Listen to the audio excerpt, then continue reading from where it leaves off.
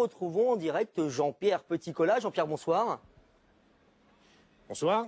Alors, première question, avez-vous le nom du vainqueur de cette manche du Trophée Andros?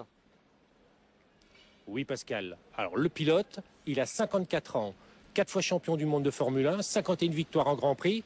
Vous avez deviné, c'est Alain Prost lui-même, le professeur. Et à côté des cadors comme Alain Prost, justement, deux jeunes qui en veulent, Andrea Dubourg. Sur 2 ou 4 roues, Andrea ou Vivian, c'est de la graine de champion. Les grands n'ont qu'à bien se tenir.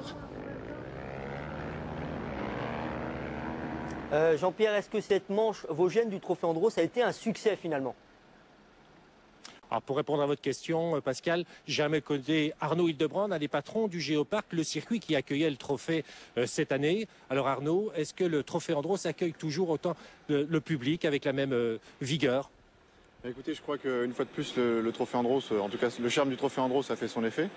On a eu la chance d'accueillir plus de 10 000 personnes sur le week-end, avec un spectacle qui est formidable, beaucoup de glisses, beaucoup de spectacles, beaucoup de dépassements.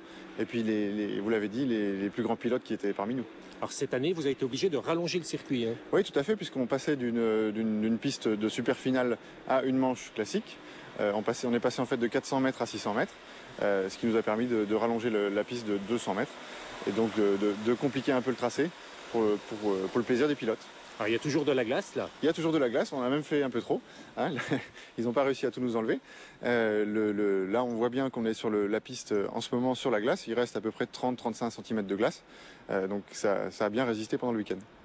Merci Arnaud. Alors je vous rappelle le nom du vainqueur, c'est bien Alain Prost. Et autre information, l'année prochaine, le Trophée Andros fera encore étape ici à Saint-Dié-des-Vosges. Merci beaucoup Jean-Pierre.